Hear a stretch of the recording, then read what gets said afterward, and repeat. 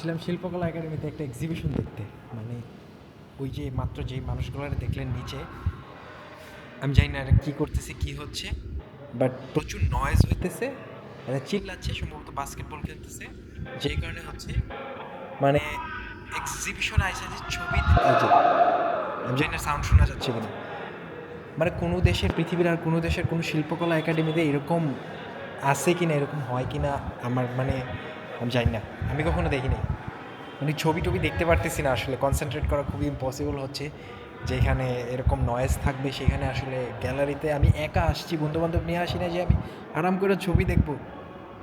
What's going on, খুবই disappointing জিনিস।